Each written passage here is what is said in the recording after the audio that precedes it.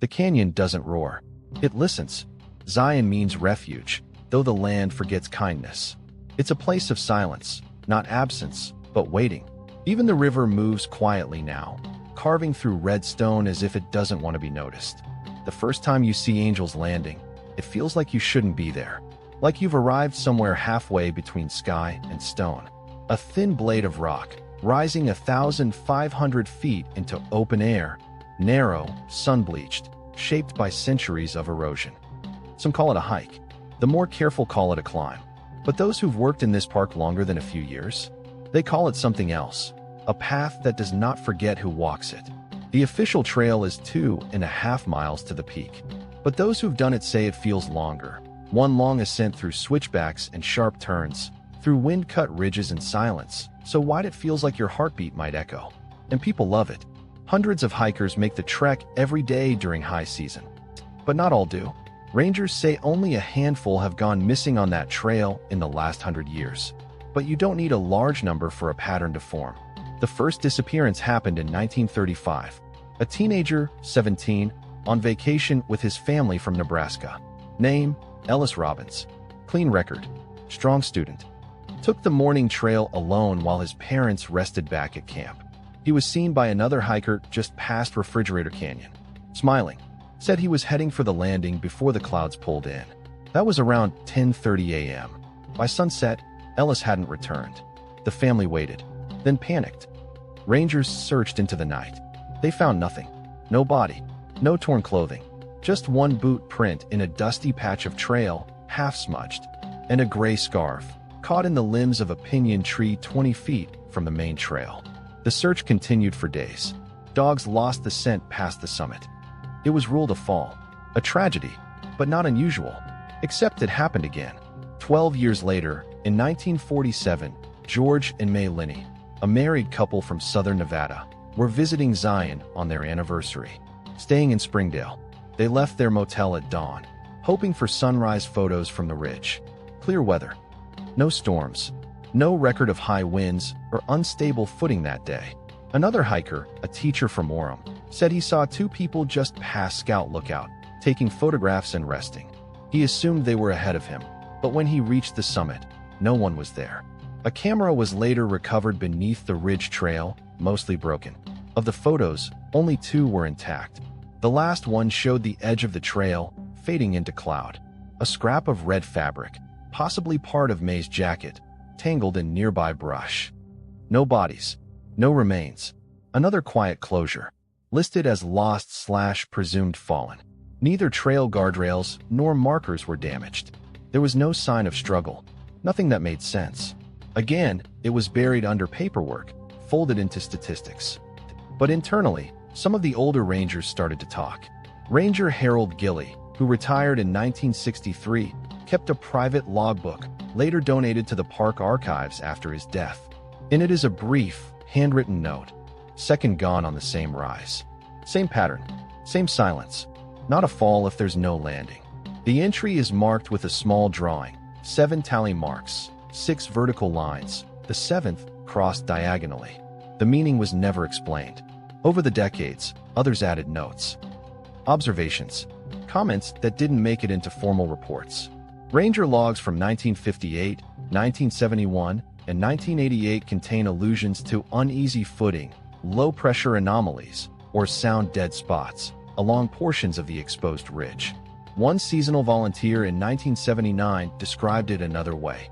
There's a bend halfway up where the air just gets still. No bugs, no birds, like the cliffs waiting to speak. And you don't want to be what it says. None of this was official, of course. Official reports are built from measurable facts. Weather data, radio contacts, found belongings, and not finding something isn't the same as proof. But stories linger longer where stone holds its shape. And in a canyon like this, where nothing seems to erode but time, there are places where folklore clings more stubbornly than moss. By the late 1980s, with thousands of tourists visiting the park every summer, these missing persons cases had faded into difficult memory. One tragedy every few decades is a haunted anecdote. 3 is a pattern, but 4 starts to feel like something else. But Zion doesn't speak in warnings. It speaks in repetition.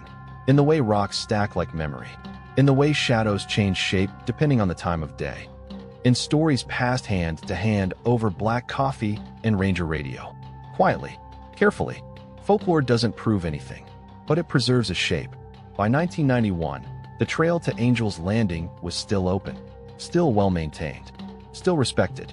A marvel of physical labor and natural scale, which is exactly why three friends, seasoned, smart, and well-prepared, chose to hike it that November. They came for the view, for the challenge, for the photographs. They left behind another story, and opened the last chapter so far in Zion's quietest pattern.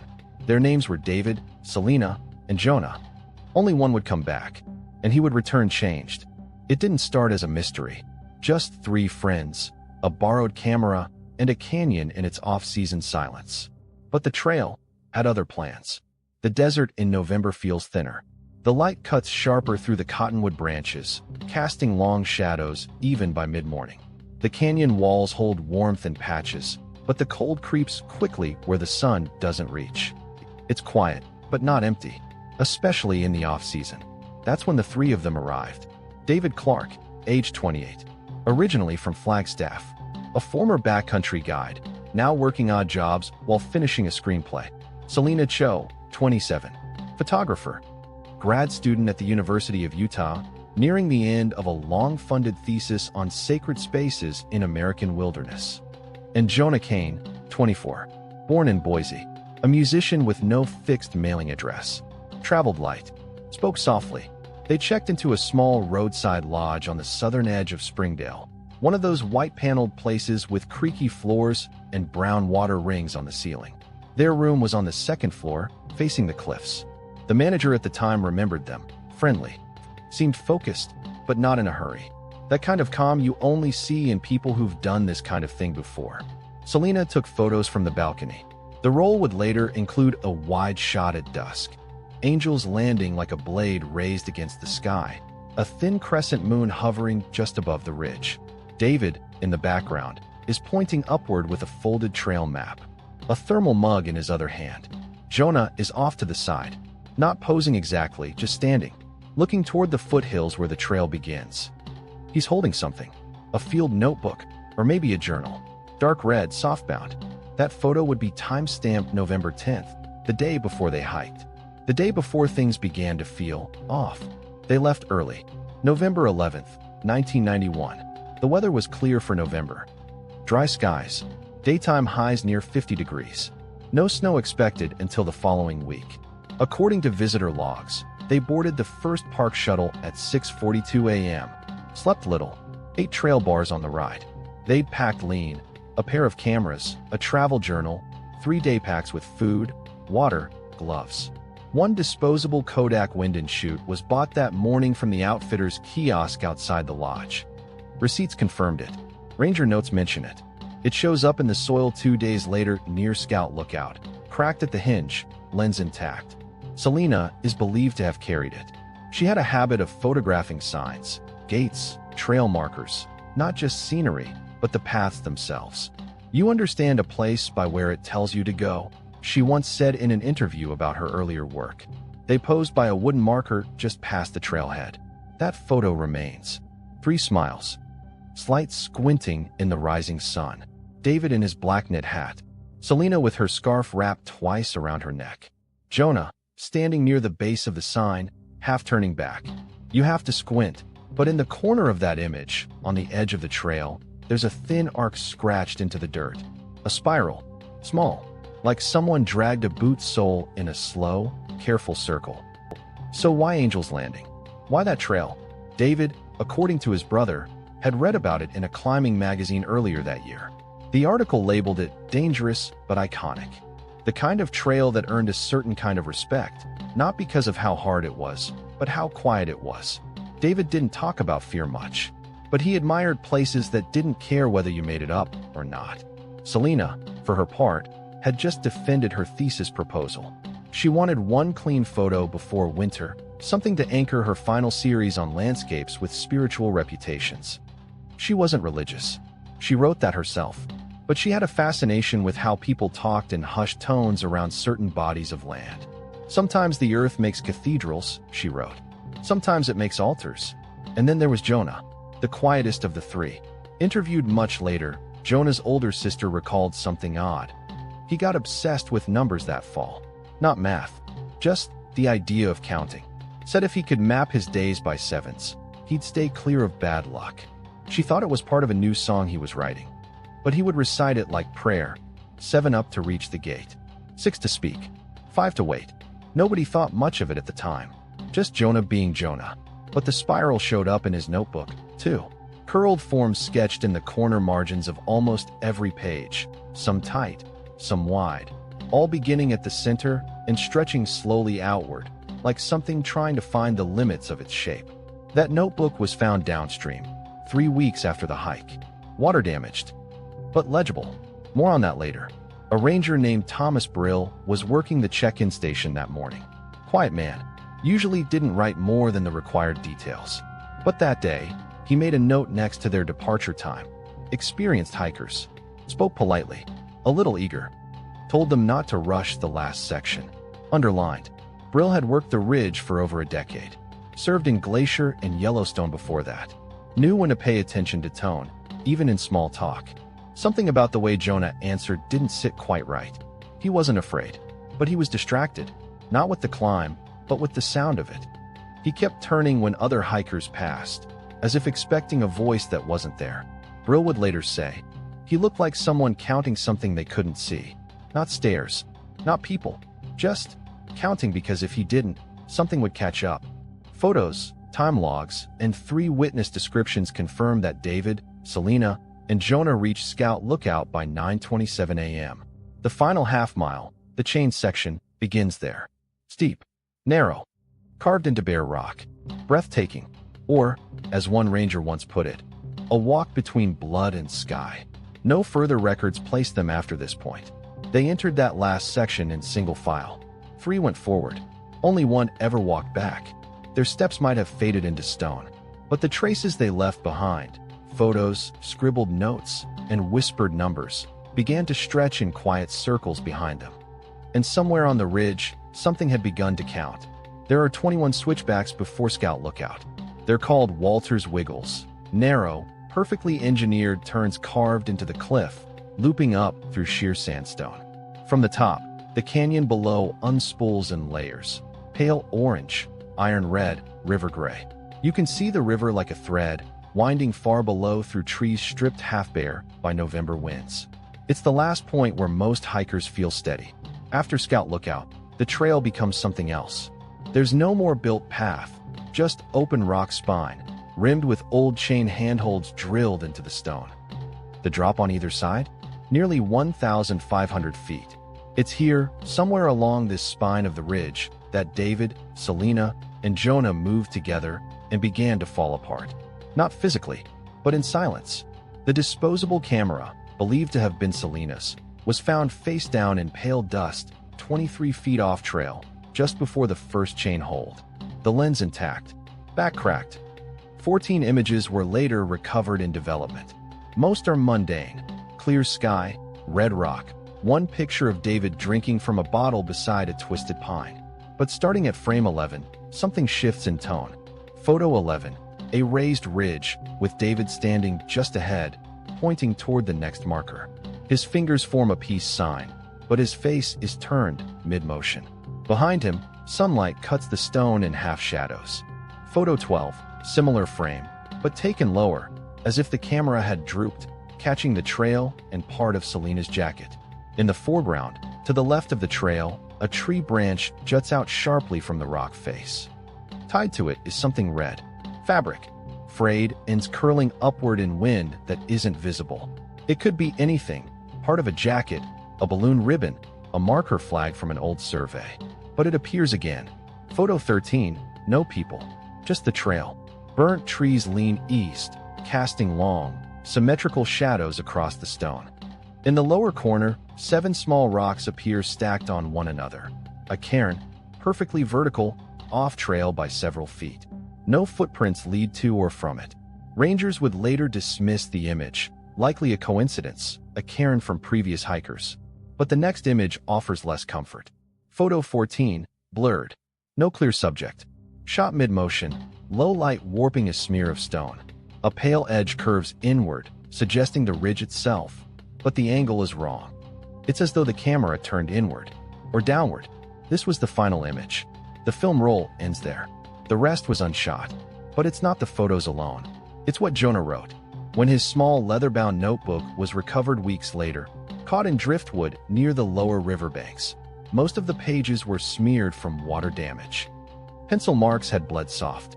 But one phrase, pressed harder than the rest, appeared 3 times. Step 7 is not a step. Scattered nearby were other entries. Fragments. Not always legible, but compelling. David still ahead. Selena slower. Keeps turning around like she sees something behind me. Or someone. Red ribbon again. Same tree. Same side. She asked if we were looping. I said no. She didn't look convinced. No entry after that. Just a drawing. Spiral etched darkly in the bottom corner of an otherwise blank page. Thin lines, pulled tighter and tighter toward a center without boundary. At 10:13 a.m., according to temperature and wind records from the ranger station, the upper canyon abruptly shifted. A low inversion layer formed, quickly descending into the ridgeline. This is common in mountainous regions, caused when warmer air traps colder air beneath it, often bringing mist and sudden stillness. But rangers that day described it differently. One patrol radioed from across the valley rim, saying, "Looks like the canyon swallowed its own voice. Can't hear a thing up there." They called the silence heavy. Bird counts usually prominent along the trail, scrub jays, canyon wrens, dropped to 0 that hour. Even the river below, ever present and echoing, flattened into near-mute rhythm. The logs didn't assign meaning. They simply recorded the weather. But silence, in folklore, always carries meaning. It's not emptiness. It's turning inward. A story tells more by what it chooses not to explain. Jonah would later, in his rare interviews, say very little. But one sentence recurred often, mumbled almost like a defense. "We were counting out loud." I think that's when it changed. When asked who was counting, he wasn't sure. He said at first, it was David, trying to ground them by tracking steps aloud from chain post to chain post. Then someone else joined. A whisper just off the count. At one point, there were 4 voices. Later, only 1. Then none. Then something else entirely. He was found barefoot, crouched beneath an old cottonwood along the Virgin River, clothes muddy, arms crossed, eyes half closed against the wind. It was just past dawn on November 13th, 2 days after the climb. His name was Jonah Kane, 24 years old. Evidence later showed he'd walked more than 2 miles down from the trail system without shoes, half of it across the cold, sharp sandbars of the North Fork. He was first mistaken for a transient or someone sleepwalking. Lodge maintenance worker Lydia Ramos, who spotted him, said she thought he was praying. He didn't look injured, she said, but scared. The way kids get when they've seen something they still haven't understood. When she approached him, he didn't move. She remembered him looking up slowly and saying 3 words. It didn't take her. Then he asked what day it was. Then he started to count. Medical logs recorded mild hypothermia, dehydration, and early signs of trauma-related dissociation. Scratches along his legs, flecks of red grit in both palms, but no serious injuries. His socks were shredded around the toes. He couldn't say where his boots went. In most respect, he was physically fine. But something else had changed. In the official interview with Ranger Sarah Bell, transcribed a week later, he responded in fragments. She described him as lucid one moment, then silent and distant without warning. When asked directly about the climb to Angel's Landing, he offered no full account.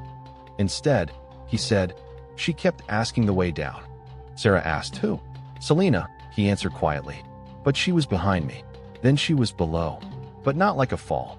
Lower, like under." Then he stopped speaking for more than 10 minutes. There were no signs of struggle along the trail.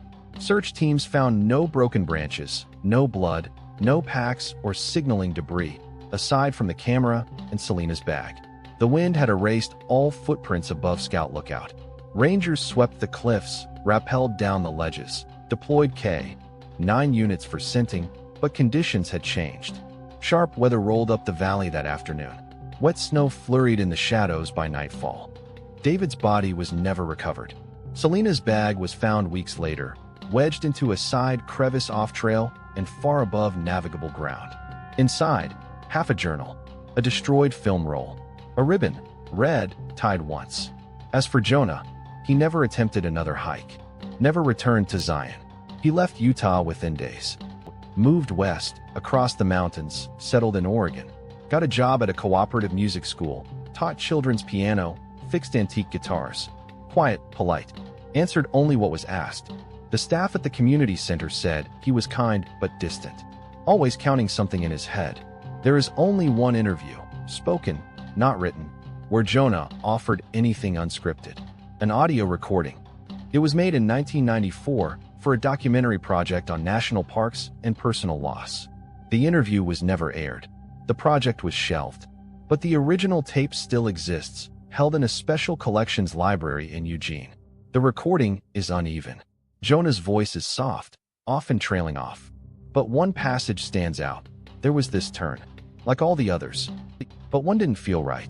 David stopped and said we'd passed it already. Selena said no, it was new. I said, I heard someone say my name. But not behind me, not in front. Like under the stone. You ever hear stone breathing? No sound, just the idea of it.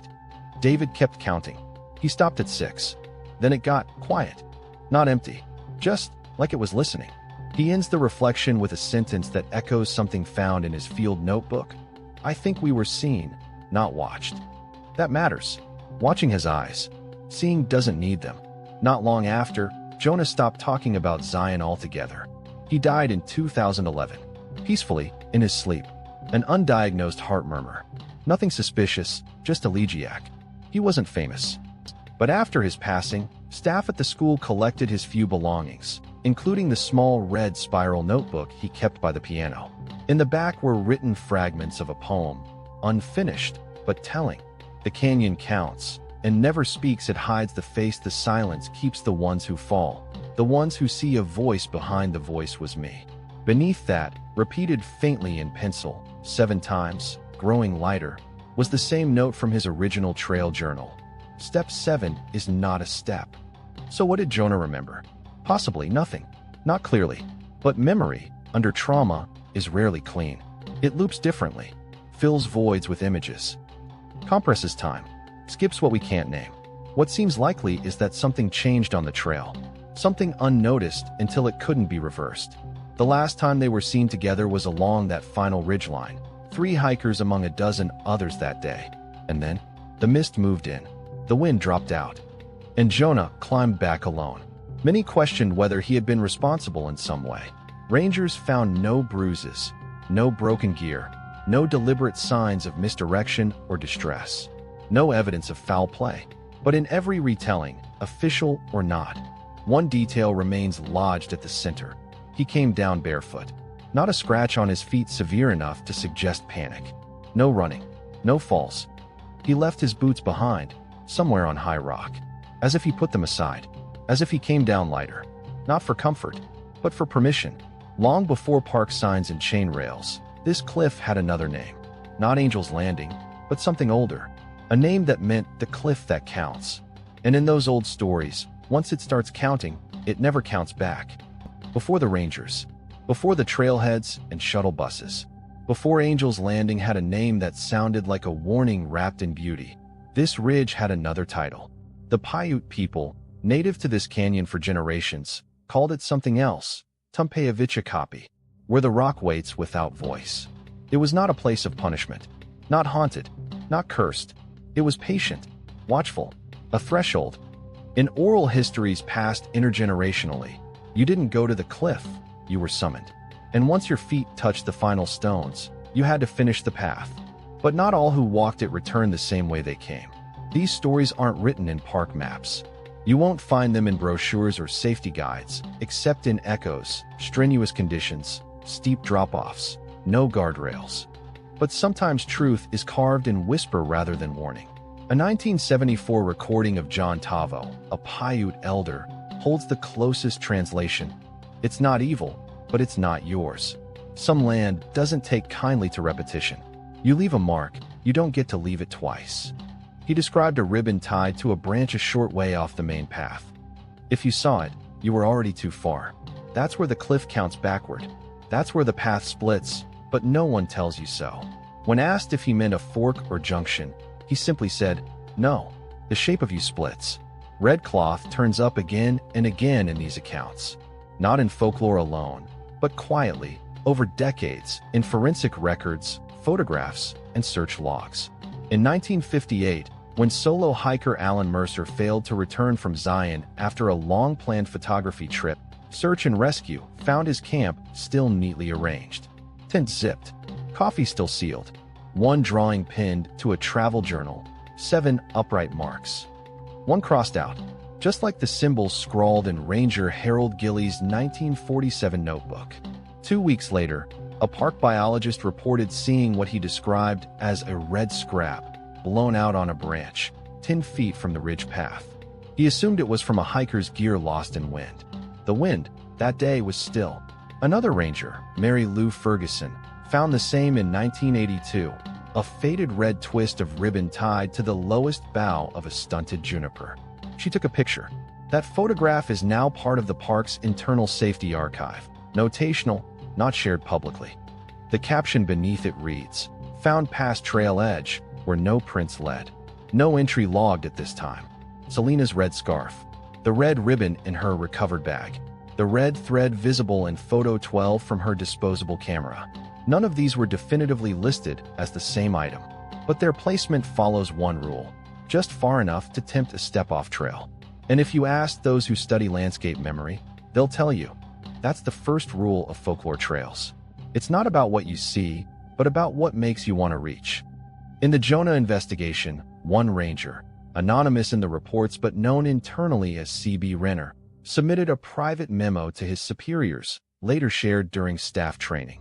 There's a spot near Marker 7 where winds don't cross. You'll hear tree movement up trail and down trail, but not here. Animals go silent. It's like the air is waiting to forget you. Renner never expounded on the phrase, but in the years that followed, several new hires were quietly advised. Move quickly after the 7th post. Don't linger. Don't loop. In one unnerving case, filed quietly in 1996, a hiker returning from the landing told a ranger he was followed back by someone who never passed him on the way up. He gave a detailed description: dark jacket, tall posture, no pack, following at exactly the same pace, 20 steps behind, never catching up. When he turned to speak, no one was there. That hiker left camp early the next morning and refused to return. Only after reading the later statements from Jonah Kane did he write the Ranger Service one final letter. It contained only this: Step 5, breath. Step 6, speak. Step 7, listen. It was unclear whether that was a statement or a question. Here's something buried in the fine print. Selena's camera roll contained 7 images shot in the canyon. The first 6 developed fine, slightly off focus, grainy, but readable. The 7th frame, presumably the last shot she ever took, developed as pure white. No smudges, no cracks, just full exposure. Technicians couldn't explain it. Settings hadn't changed. No light leaks on the roll. The shutter was working. Either she pointed it at the sun, one lab specialist said, or she caught something the film couldn't hold. Either way, there's nothing there. Just a square of white. When visitors hike the landing today, they still ask about the deaths. Most don't know about David Clark or Selena Cho. Those cases aren't shared in park orientation. There are no plaques for the missing, but rangers say people still report odd moments along the trail. A sound behind them, like gravel shifted by a second set of feet. One woman claimed she saw her own scarf blowing ahead of her on a tree branch, even though she was wearing it. Red, tied just once. Others describe spots where time bends, where a simple turn feels repeated, where they become unsure whether they've passed this way before or not. Some hikers report feeling pressed down, as though the next step is heavier by half an inch. One account describes a stretch of 5 silent steps. Then, on the 6th, feeling as if they'd stepped onto someone else's foot. And 7th, they didn't recall taking it, just being beyond it. There are no conclusive answers, just recurring shapes. Red cloth, circles, voices behind voices, and the quiet weight of a path that might not lead back the way it offers. These are not warnings written in ink, but caution carved from echo. We are led to believe the trail is solid, But what if the trail is listening? What if what's behind us stays behind only as long as we don't look back? What if it's not the fall that finds us, but the voice calling just before it? When you hike alone, you become aware of how sound behaves. Not just birdsong or boot fall, but your own voice. The way it bounces off the rock face, or doesn't. The way it softens when the trail narrows. The way breath feels louder when there's nothing pushing back. But on Angel's Landing, sound starts to behave a different way. It doesn't echo traditionally. It folds. And somewhere beyond that narrowing ridge, it may start to arrive before you speak. Sarah Bell, the ranger who first interviewed Jonah Kane, remembered more than she wrote in her report. She retired from service in 1999. Quiet, respected, no nonsense. It wasn't until a 2008 oral history project that she gave the fuller version. Jonah said David was in front of him, clear as day, but then his voice called from behind. Same tone, same cadence, same words. Just not from where he was. He turned to answer, and there was no one there. But the voice had already replied.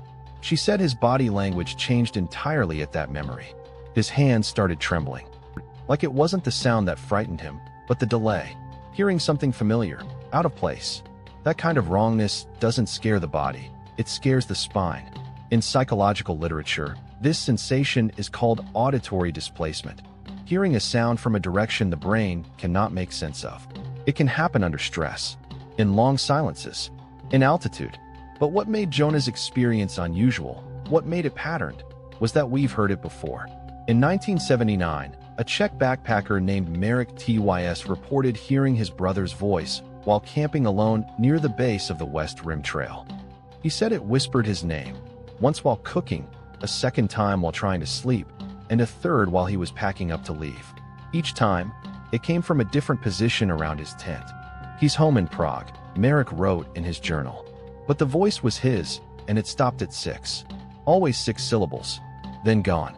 No one in the clearing but him. No boot prints but his own. The voice stopped once he left the canyon. He never returned to the park. And then there's the case of Clara Devane, a trail runner and blogger who hiked the Spine alone in 2015. She shared her story on a lesser-known outdoor podcast and later tried to have the episode removed. In her words, "It wasn't that I was being followed. It was like my presence was being repeated. I'd take a step, and a few seconds later, hear it again, softer. Almost polite. She stopped 3 times on the way down. Each time, she said, the counting in her head wouldn't align with her pace. At some point I realized I was reflexively skipping 7. Like, right between breaths. It wasn't even a thought. I just did it." When asked why she left the trail in tears, she gave the same answer Jonah once did. "Someone behind me asked for help. But no one was there." That voice, behind, but close, constantly recurs in off-record reports. Not threatening, not moaning, not malicious. Familiar, soft, matched to someone they know, or once knew. Like a memory that didn't wait for you to recall it. It doesn't ask for anything loud, just your attention. In one ranger safety session from 2001, an experienced search rescue officer named Gina Torres recalled a moment on the ridge that stayed with her. "We were up checking markers after a mini rock slide," she said. "You know how it goes. The mist lifts up from the river and gets trapped between the canyons. I heard my partner call out, clear as anything. I looked behind me, and he was more than 30 feet ahead. Said he hadn't spoken once since we started climbing. It doesn't happen on every hike. Some walk the trail and come down with nothing more than sore knees and stunning photos. But others? They come back with something they can't quite phrase. The feeling that someone added a step when they weren't looking. The overwhelming sense that silence rounded a corner too early, flattened out behind them, and laid down in their breath. Sound changed. Voices split. A name called beneath your name, like a low harmony trying to teach you a new chord. In Jonah's field notebook, just 3 pages before the last entry, there's a strange passage, barely legible but scratched deep. Selena laughed, but no one had said a joke. Followed by, "That's when the light flattened. That's when David stopped turning around. That's when the trail bent twice without bending at all." There is no photo of that moment. Nothing to confirm or disprove it. Just that single page, streaked with blurred seep lines, and 3 faint fingerprints at the bottom. What are we to make of this? Stress? Altitude? Hypoxia? A mind protecting itself? Yes, perhaps. Or perhaps it's a subtler pattern. One the canyon doesn't announce, but only repeats. Again and again, quietly, whenever no one is paying attention. The most unsettling stories don't come with screams or missing persons. They come with half-memories. Like the woman who followed her boyfriend down the trail, only to find him waiting ahead, saying he'd never slowed down once. Or the child who wandered slightly off-trail near Scout Lookout in 1992 and returned calmly, saying she'd asked the other mom for directions. When asked what she meant, she nodded toward the ridge and said, "She knew my name already." Rangers wrote it off as child's imagination. But her parents left the park that same day. This is how it always returns: a voice behind you, a question at the wrong time, a laugh without the joke, a name you forgot was yours, and the feeling, undeniable, that someone just walked past you without ever walking by. Not everyone hears the voice, but those who do often go quiet. Because what happens after the seventh step isn't always a fall. Sometimes it's just a shift, and the sound you thought was behind you is suddenly in front. Some hikers come back changed. Others come back quieter. And a few? They come back with stories they keep to themselves for years, until they finally write them down in notebooks no one ever reads. Benjamin Holt was one of those people. He wasn't young. He wasn't reckless. He wasn't known to chase thrill or danger. He was a geologist, tenured at a small university in Oregon. Thoughtful, private, more at home with strata and seismic charts than people. In late 1988, Holt took a sabbatical and began hiking alone through the Southwest. He kept a journal, not poetic, not philosophical, just facts: colored soil, sediment pressure, mineral lines.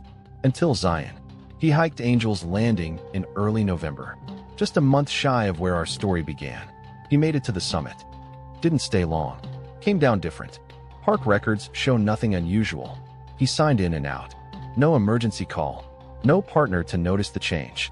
But his private journal, later discovered with his belongings after his passing, tells a different story. Midway through the Zion entry, the language shifts. The trail repeats itself, but the stone doesn't. That's the first clue. There's something about the line where the switchbacks end and the chain begins. The rock is older there, older than the rest, like it was brought here rather than made here. And then, further down the page, you follow the red cloth once, not twice. The second time is not yours. Then later, the spiral path is where the name leaves you. He ends the entry with a chilling line: "You come back lighter, but not free." What Holt meant by spiral path is unclear, but he drew it. Dozens of times. Tucked behind the final journal page are sketches, carefully measured, almost mathematical. Spirals inside circles. 7 deepening rings. No breaks. Always curling inward. In all of them, there is no center. Just empty white. The last page contains no writing, just one drawing of the trail's ridgeline. And what looks like a second trail, barely sketched, breaking off just shy of the 7th chain post and descending, downward, into the cliff itself. There is no such trail. No marker. No natural offshoot. Nothing listed in any park blueprint or geological survey. And yet, other descriptions match it. Jonah's journal includes brief lines that echo the same shape, like uncoiling uphill. Round and round, but steeper than down. David laughed when I said we were going in circles, but Selena stopped smiling. One ranger, stationed in Zion for only one season in 2003, reported feeling off balance near post 7, like the trail was tilting left. But there's nothing there. I checked twice. He later left the service and took a different job in Bryce. When contacted in 2020 as part of a research survey, he declined to comment. But he mailed back something unexpected: a photo he'd taken on film, never published. It shows a portion of the upper ridge after a flash storm. And slightly off trail, in the open dirt, a worn spiral has been carefully etched into the mud. The lines were shaped shallow, fingertip wide. No boot prints nearby, just the spiral, alone. Then there's Selena's bag, found weeks after her disappearance, stuck in a natural crevice 20 feet above the maintained trail, on a section of sheer vertical cliff. There was no safe approach. Search and rescue couldn't explain how it got there. Inside the pack, beneath a wet journal and sealed snack bag, was one object: a red ribbon, curled carefully. tied once, firmly. It wasn't frayed, wasn't wind-worn. It had been placed there deliberately, like something meant to be left behind. Some thought it was symbolic. An anchor, a marker. Ranger Sarah Bell later said, it read like an offering. The way a person leaves something when they know they're not the same as when they started, and maybe aren't coming back. When viewed from the canyon floor, through long lens and winter fog, Angel's Landing cuts the air like a blade. But if you trace the shadow it leaves at noon in the off-season, it falls in a near spiral pattern down the west wall. Old myths have always favored spirals, not just as symbols of descent or return, but of forgetting, folded into motion. You don't know where you started. You don't know where it ends. You're just pulled towards something beneath. In one story, told to a seasonal maintenance worker in 1997 by a visiting tribal speaker, the canyon was described as something watching from beneath the sandstone. Not like a creature, more like a memory of the land itself. The story went, the trail is the breath, but the spiral below is the mouth. Step wrong, and it inhales. Every legend has a center. In Zion, that center isn't a cave or altar or shrine. It's a place where the trail seems to slim down just slightly, where the cliff curves in instead of out, and where hikers describe an irrational sensation, just for one moment, that they're walking inward, not forward. Jonah would later write, shakily, the last step never points up. It just leans. We are taught to trust trails. They are marked, mapped, measured. But there's a difference between where a trail leads and where the stone wants us to go. Some believe a path can turn without turning. That direction isn't always a matter of compass. Sometimes it's instruction from something large, slow, and silent enough to wait until you're already moving. So imagine this. 3 hikers walk up the ridge, careful, steady. They pass the 6th post. They smile at the summit wind. They look down once, twice, and see something off to the side. A scrap of red, just out of reach. A smooth trail, curling inward, free of ice and crowds. A forgotten cairn, 7 stones high. And the feeling, just a flicker, that they've already passed the turn. So they step off. Not recklessly, just slightly. And the canyon watches. The official records say the path ends at the summit. But unofficially, quietly, those who've studied this ridge will tell you, there is one step that shouldn't exist. And yet it always does. The one you take right before you realize you're somewhere entirely else. If you walk the trail to Angel's Landing today, you'll find 7 chain sections bolted into the cliff face. They're there to guide you in the final 1,000 feet. The narrow spine that raises you up over air, stone on both sides, with no rails but your own steadiness. The 7th chain is shorter than the others.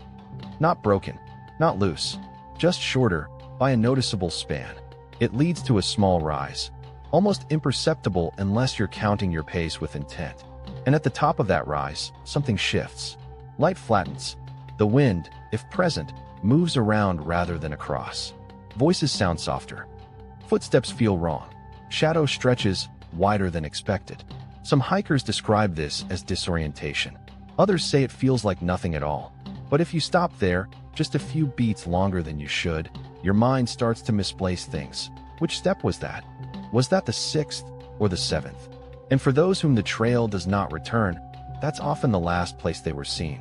David Clark's body was never found. There were no blood trails, no clear sign of fall. And if he did fall, none of the rescue drones or air sweeps ever located remains. That, in itself, is not unprecedented. But what's odd is where the search eventually narrowed. Based on witness accounts and the location of Jonah's reentry down canyon, officials determined that the trio may have reached the final rise, past the 6th post. Jonah's last verifiable statements placed them long past Scout Lookout. His phrasing, again and again, emphasized the moment after step 6. David was keeping count. Aloud, I told him it was strange. He said it helped him breathe. He said step 1, 2, 3. We all laughed. It turned ritual. I thought it was funny. He stopped after 6. Why? Jonah never explained. But there's something in the silence that followed. Not terror, not panic, just distance. Like something finished the count without him. Many hikers have rules. They count steps to focus. They chant to stay calm.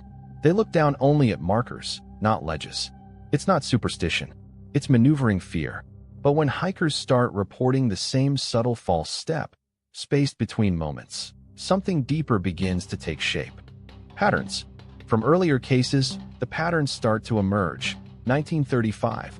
Ellis Robbins vanishes after the sixth switchback. Last seen whistling, counting as he walked. 1947. The Linneys take photos between chain post 5 and 7.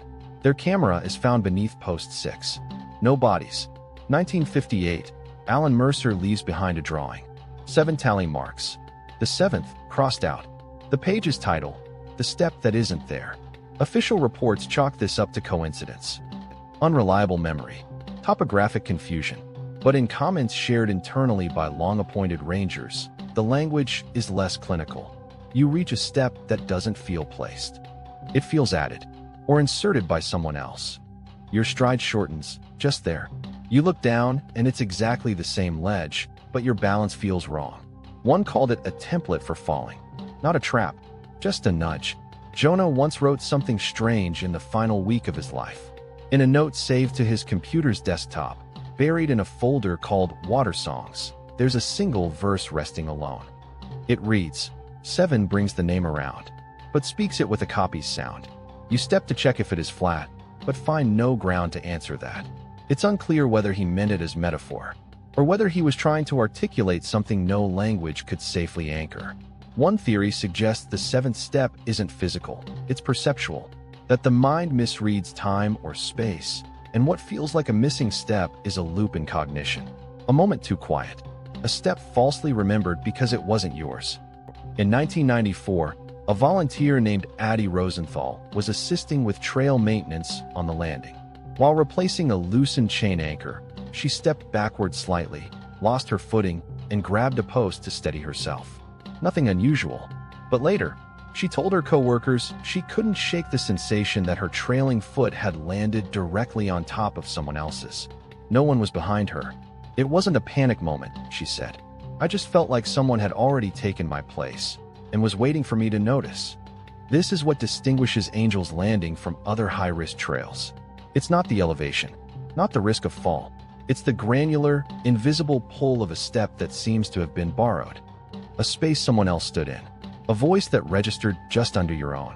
A feeling, not of being watched, but of being mirrored, then left faintly behind. In Selena's final journal fragments, recovered from her bag wedged high on the cliff, there's a page torn down one side. Scribbles loop in rapid, pressed strokes.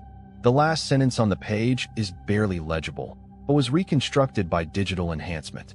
It reads, "He asked which way back, then said he saw me say it, too." Below it, Selena attempted to draw a figure. It's unclear, blurred, simple, but the posture doesn't match either of her companions. Long arms, upright, hands clasped, no face, just a circle, spiral-like, drawn where the face should be. Once, spiral inward. One not. And so, the trail ends as it always does. At the top, where the wind returns. Where hikers cry, or cheer, or breathe, and take their final photo. But for some, there is another step. A step that doesn't face forward. A step that leaves no print. A step that was always yours, even if you never took it. Officially, this trail hosts no spirits. But the canyon holds memory. And silence holds shape. The names we say fade, but the count remains. And when the ridge stops answering, the records begin to echo. The records show a trail. A clear one. 2.5 miles up from the canyon floor. 1,488 feet of vertical elevation gain. 21 switchbacks, 7 chain sections, and a narrow spine ending in an unparalleled view. The ranger logs are meticulous. Daily sign-ins, trail conditions, wind reports. They tell you which bolts were replaced. When ice returned, they tell you who entered the canyon each morning, and, sometimes, who didn't come back down. They are precise. They are honest.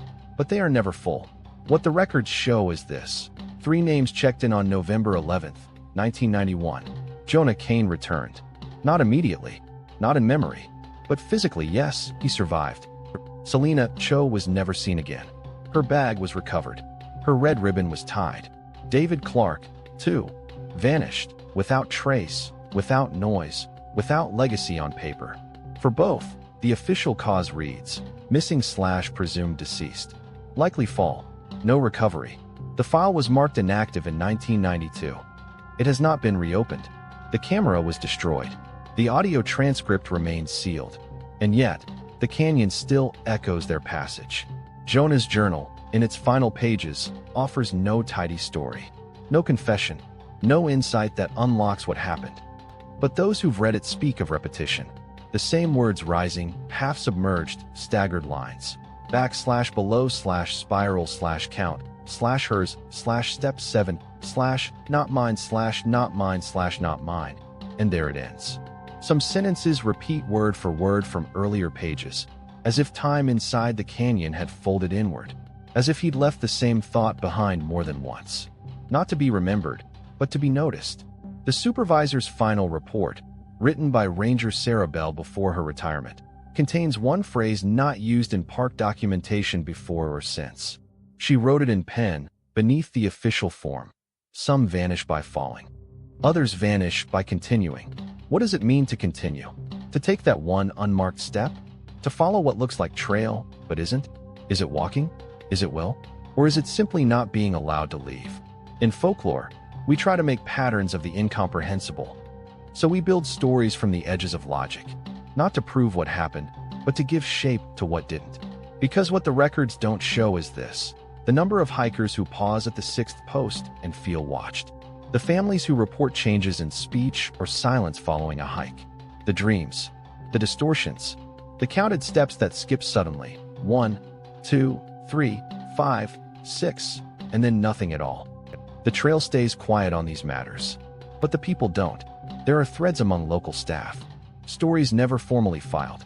One ranger, asked in confidence, described his own moment of unease. Didn't see anything. Didn't feel cold. Not even dread. It was the opposite.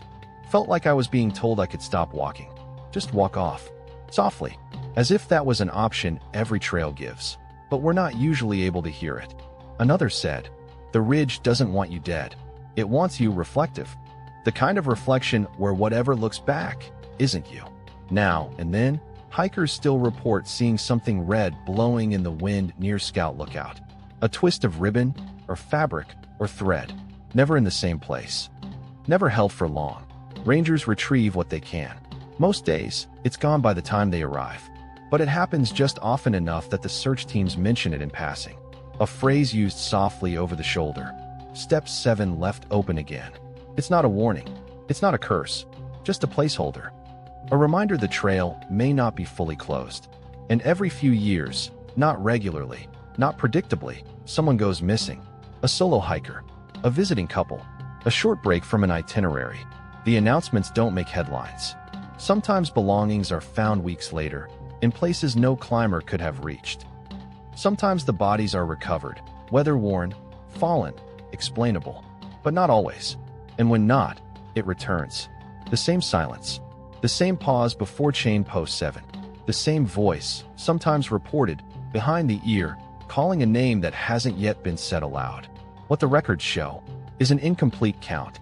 They track visitors, pressure systems, maintenance logs, but they do not measure the spiral, the feeling of being followed by your own memory, or the breath that cuts off one syllable too soon. They do not measure dreams, or what speaks when the trail thins to a whisper. If you hike the landing today, you may not notice anything unusual. Most don't. You'll sign in. You'll take pictures. You'll reach the summit. You'll tie your boots tighter on the way down.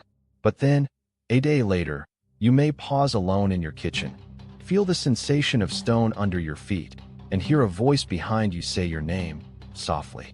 In your voice. That's not proof. It's not evidence. But over time, echoes become patterns. Missing hikers become stories. Stories become symbols. And symbols, when repeated just enough, become warning. So count your steps. 6 forward. 1 forgotten. 1 left open. And if you ever find yourself standing at the edge of that narrow ridge, cold wind at your back, chain in your hand, and silence all around, don't ask what's waiting past the 7th post. Don't count aloud. And never speak your name where the trail turns back on itself. Because what the records show is not just who vanished, but how many came close.